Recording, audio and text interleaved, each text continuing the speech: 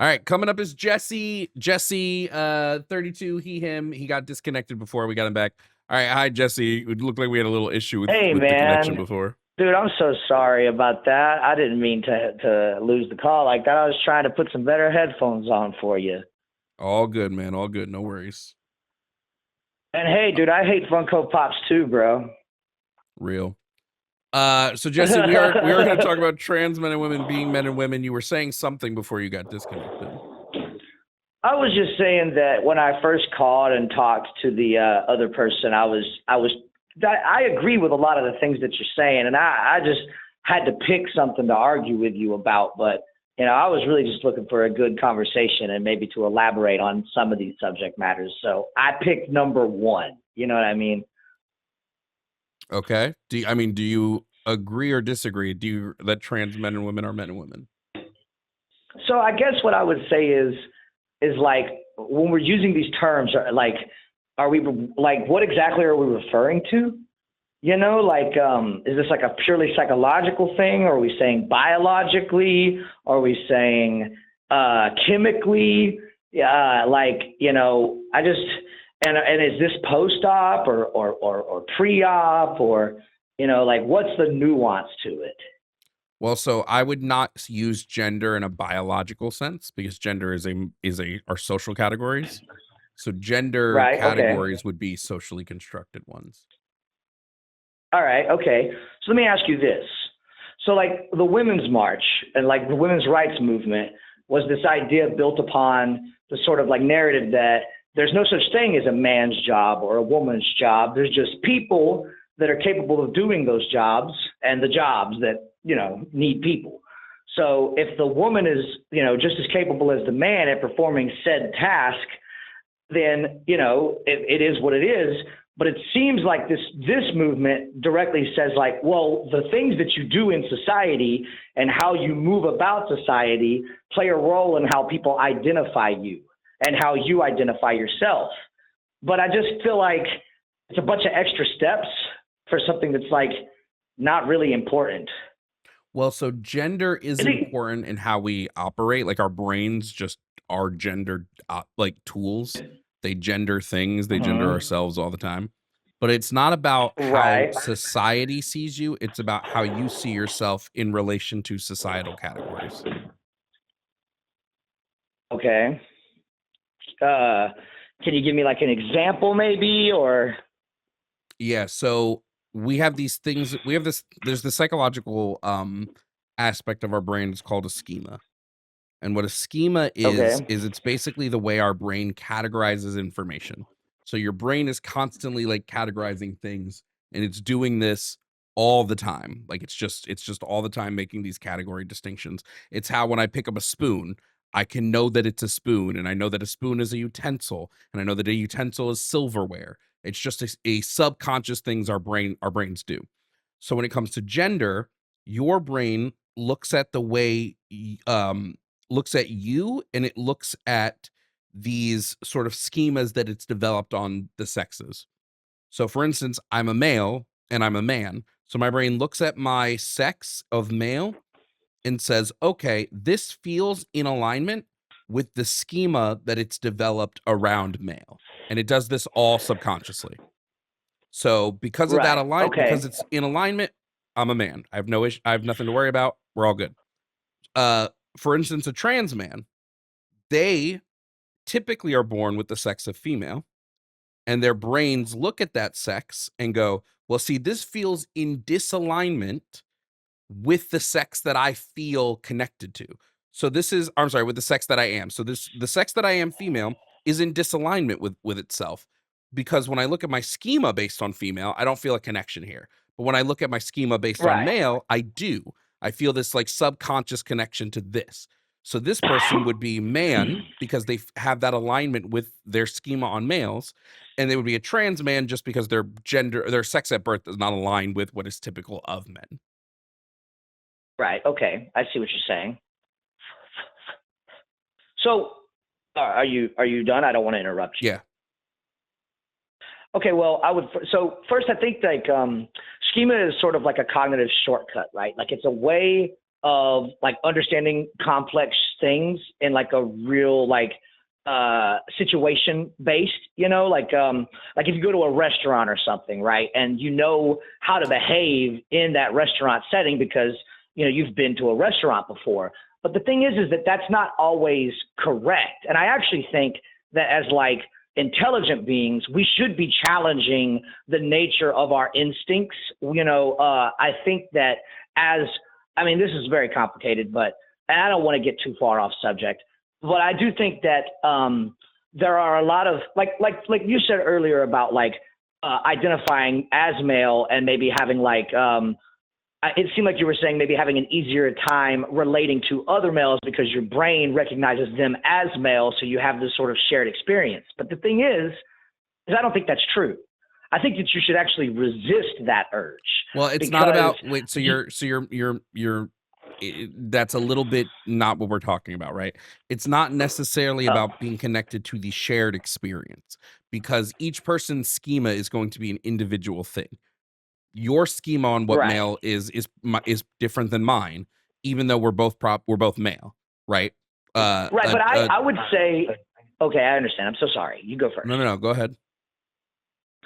Well, I would just say that. So what you're saying is my schema, my shortcut for understanding what a male is based on my own individual experiences.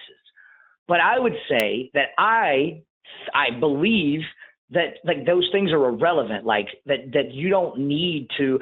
I don't need to encapsulate what it means to be masculine, or we're not talking about is masculinity as a concept? Okay, all right, so maybe I misunderstood. Yeah. So again, you can have a schema revolving males that doesn't involve masculinity, right? Because that's just how your brain has developed it. Just like you can have it. Again, it's all personal, right? So there is no one right way for a schema to be. Okay. So, but now, how does that go into? So you're saying that like I'm an individual and I feel like I do female things. I feel like I have female thoughts, and so therefore I must be internally psychologically female. No. So you're taking schema almost to be this like conscious thought thing. It's not. Schema is definitely subconscious. Yeah, schema but it's something that there's a. Go ahead. So sorry. No. Go. I want to hear you because I want to see where our misunderstanding is. All right. Well, there's this concept that's like a rat in a maze, right? Like a rat doesn't understand that it's running a maze for cheese. But if you do understand that you're running a maze for cheese, if you understand that your brain has biases, if you understand that your mind has constructs that it tends to lean on, you can circumvent this behavior by sort of being aware that it exists. It's not your first thought that matters, right? Your first thought is your instinct, but the ability to question that thought, the ability to go, well, I don't know everything, so maybe I should question what this thing I'm thinking actually means. I would disagree because this is more of an identity-based thing. An identity-based thing is just the way your brain recognizes itself. There is no like real necessary need for thought within identity. You know what I mean? When we're talking about, and I mean like an internal identity. I don't mean like, well, I'm a goth, right? I identify as gothic, right? Well, that obviously you think about. We're talking about like just sense of self. Like your sense of self is not something that needs the complex thought as some of these other stuff. When we're talking about our relationship, we're just looking at the way our brain is internally recognizing our sex and the way that maps on to the way our brain has internalized sex in general. Right? Because when I look at gender, at least the way that we like traditionally gender has been colloquially used, right? Gender has just mapped onto sex 1-to-1 essentially in society for like most of the time, right? This doesn't make sense to me because when we look at categorization and we're looking at how we make these categories, there doesn't seem to be a clear biological trait that aligns sex and gender in this appropriate way, so I would agree. Yeah. So because of that, one is almost entirely a construct. Go ahead. I'm so sorry. No, you're fine. So because I noticed that there isn't a way to. Ooh, you got a lot of background noise, friend. Oh, okay. No problem. I was trying to make myself a drink, but you continue. No, you're good. You're good. Because we know that there's not a trait that maps on cleanly that would be necessary for being a man or a woman, right? At least one based on biology. I then look at this concept of gender and I go, okay, well, clearly it's something that is been created societally, right? Gender doesn't exist outside of people. So how do you align in that societal way? And because we have people whose gender or even their gender expression goes against what society dictates for them, then clearly society is not the determining factor, right? As in, I mean, like society determines for you. So there must be something internal going on, and that's where we get into looking at the neurobiology around like gender identity and schema and things like that. Right. And that's why I kind of brought up testosterone and estrogen earlier, is because, like, if this is a thing that's happening, like it's a construct that it's existing internally, like through our psychology, I just wonder if it has anything to do with hormonal or chemical balances within, you know, an individual. Okay. So the only And thing that seems like a dangerous conversation. No. Actually, it's you're not entirely incorrect in that thinking. Okay, you're not entirely incorrect. We have some evidence, and this is real and true. We have some evidence that hormone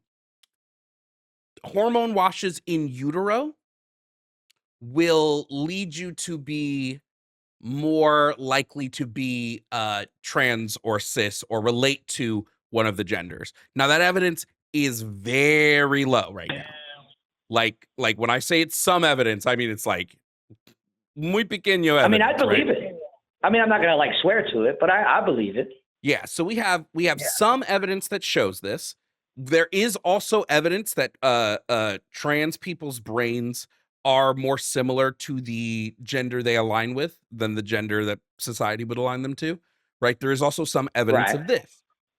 I think it's an interesting thing to keep looking into, but because obviously when we look at something like gender, there is a neurological component, right? Our brains naturally gender things, and whether that's because of just years of conditioning, right? Hundreds of years of conditioning to think this way, or whether it is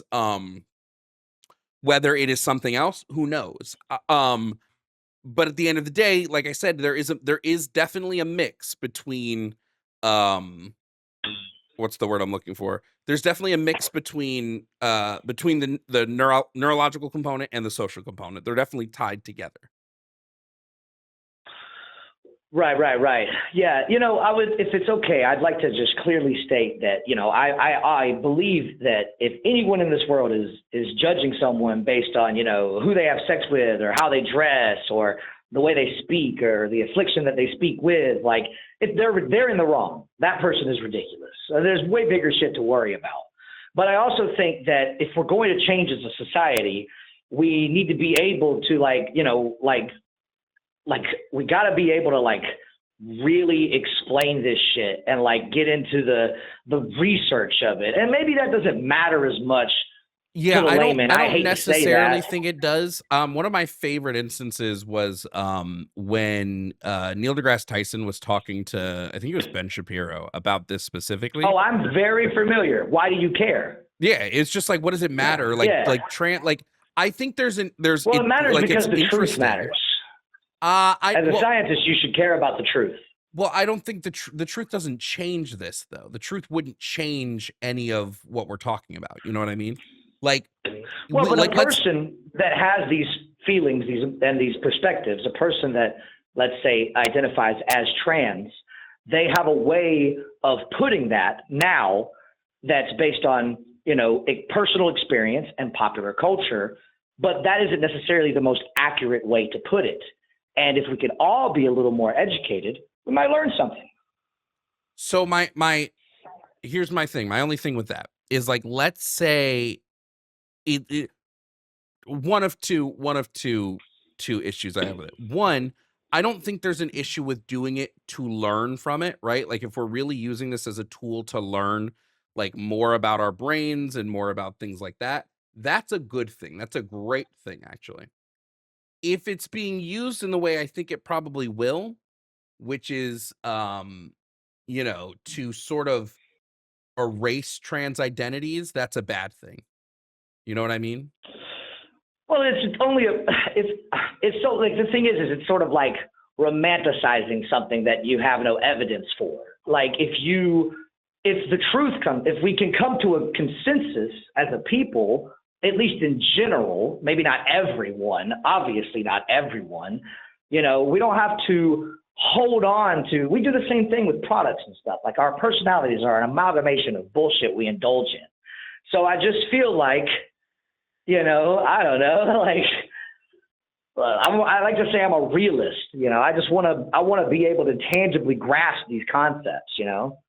Sure. All I'm trying to point out here in this is like, yeah, we can look at these things as like, um,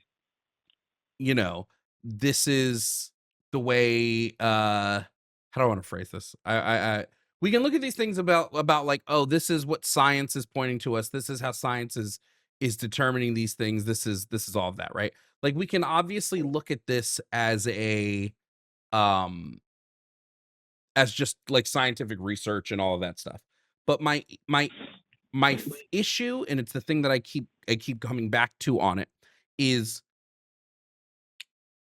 what is the purpose of looking for it, like, right? Like trans people being trans obviously exists in a social area, and gender exists in a social area.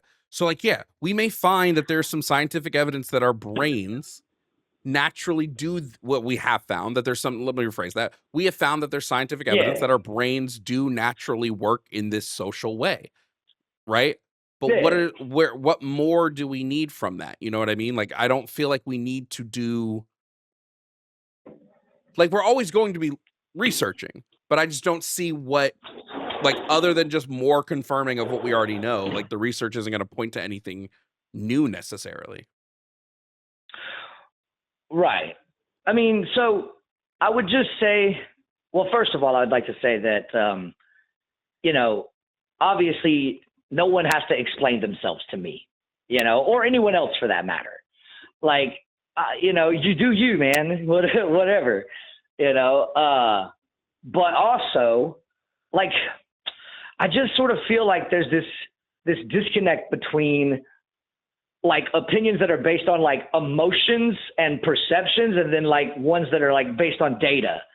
And I just have a hard time I don't with the necessarily agree with that, because like what about, like, when we research stuff on like depression or anxiety, or even going further than that, when we research stuff on like love and things like that, all of that is connected in some way, shape, or form to subjective things, right?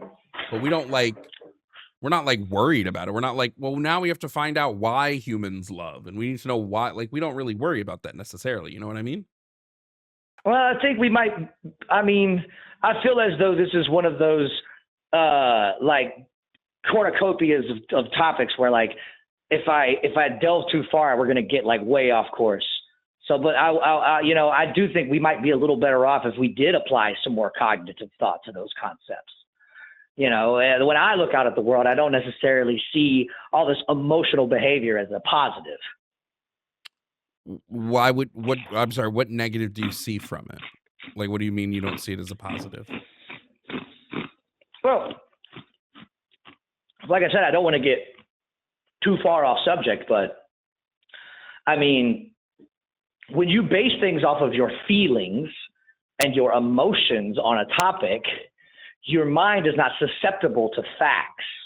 You can convince one scholar, you can convince 1,000 scholars with one fact. You can't convince one idiot with 1,000 facts. And basing our perceptions of reality off of our feelings is not how we get an honest depiction of what's going on around us. I don't necessarily think I agree with you on that. Right. Well, that's cool, man. I still like you. Like, it's just, it's my, yeah, I think I would disagree on what you're on the, like, what you're stating there. Like, Yeah, and I get that that's like that spawns like a whole other, like, just a seabed of topics. Mm-hmm. Yeah, you know, at the end of the day, though, I think we can definitely agree that it makes sense for the neurology of a trans person to resemble that of their identified gender. That makes sense on like a scientific level, right? Because you would think that the, you know, chemical makeup and genetics of that person are playing a role on how they perceive the world and how they perceive themselves. So it makes sense. But I also think that like titles like man and woman are kind of useless at this point. Like, why can't we all just be people? And like whoever you choose to share yourself with, what's your business? Doesn't matter what's between their legs or your legs or what you dressed as. We can make an argument for like gender abolition, but I just don't think that. I like that. I like the idea of abolishing it, of just saying like, who gives a fuck? You know, like you do you, man. Who cares? It's nobody's business. Just live your best life. Think people are ready for it yet. Oh, dude. So you're saying you don't disagree necessarily with the concept. You just don't think that society is ready to move to that point yet. Yeah, I'm not like against gender abolition as an idea. I just think gender is so ingrained in the way our society runs that I don't see that as happening. But I'm not like against gender abolition as a concept. Just to clarify your perspective really quick, so when you say us as a society or like we as a people, you're saying that the issue of abolishing gender as a concept is it's coming from not just one side of the political party, but like how we as a people view it. So from both sides and the middle, everyone, like the problem is spread out. The problem is spread out. Yeah, I mean, I would say it's like in terms of creating a society. Oh, go ahead. I'm so sorry. No, you're fine. Go ahead. In terms of creating a society that can abolish the concept of gender and everybody is just, you know, themselves, you know, like I'm Jesse and you're, I'm so sorry. We've actually talked before, so I'm really embarrassed that I didn't remember the name. Tavon? Was that it? Jovan. Jovan. I'm so sorry, dude. Please forgive me. It's all good. But yeah, you know, if we're going to move towards that, there's going to have to be like a total rearranging of the psychology of everyone at least in America. A total rearranging of the psychology of it. Yeah. Well, it would have to be a rearranging of the psychology of the human species. Like humans our brains have evolved to gender themselves and gender other things. That's just the way our brains have evolved. So in order to... Go ahead. I'm really bad at that. I truly agree with what you said earlier, dude. Like when you said the abolishment of it, I realized I kind of feel that. Like I feel like we are like creating a system. We're creating these subsystems to describe something that is just people being with people and doing people stuff, you know? And it's like, ultimately, it describes more than that. Like, right. Like it's describing in layman's terms, it's describing a complex understanding of the way you yourself relate to society. Let me ask you a question. Mm-hmm. Do you think that the majority of Americans are introspective enough to truly understand themselves? Yes. I don't see why not. Well, I disagree. I think that most Americans are very, they're outward. They express themselves through the products that they consume. Their identity is, you don't buy a watch because you need a watch. You buy a watch so that the guy next to you knows that you have enough money to afford a watch. You know, I don't know what that's to do with understanding your own identity, though. Right. Well, that's the thing is that you're an amalgamation of experiences and products that you've indulged in, and you're really not that. You know, when you came out into the world as a kid and you were curious and wide-eyed and wanted to know everything there was to know about everything, you know, that's more akin to your real self than this cartoon character that you've come up with based on what shoes you like or car you drive or, you know, your perception of what cool is or what it means to be stylish. I'm using air quotes. You can't see them. Yeah, I just, like I said, I'm not really understanding what you're meaning, or I'm not understanding where you're going. So I'm saying that I don't think that the average American, based on my research, based on what I know about psychology, is really introspective enough to know what they want. And most of the time, they're just feeding their ids. They're straight up feeding desire. Whatever feels good, that's what's right. And I think that if we're being honest, there are a lot of people that are indulging in certain thought practices that are purely based on the high that they get from the social groups that they're attached to. But what does that have to do with trans people? Because trans people aren't doing that. Okay. I agree with you that there are legitimate people out there that feel this way. But I also think, just like it was really cool to act a certain way in the 90s and dress a certain way in the 90s, it's really cool to act a certain way in the year 2026. Trans people receive some of the most hate. Trans people receive some of the most hate of any, like they receive constant vitriol online. Nobody's becoming trans because it's cool. Like it's just a thing that they are. But Jesse, have always been countercultures. There's always been countercultures. That's the protest to mainstream culture. Trans is the counterculture, though. Well, it's a counterculture movement. It's not. Okay. All right. Well, you seem like you wanted to say something before. I just want. Well, no, I just have I have to say somebody did pay to move on, so I do have to move on in the conversation. Okay. I have to move to the next person in the queue. All right. Well, you have a great day. All right. Jesse, you too.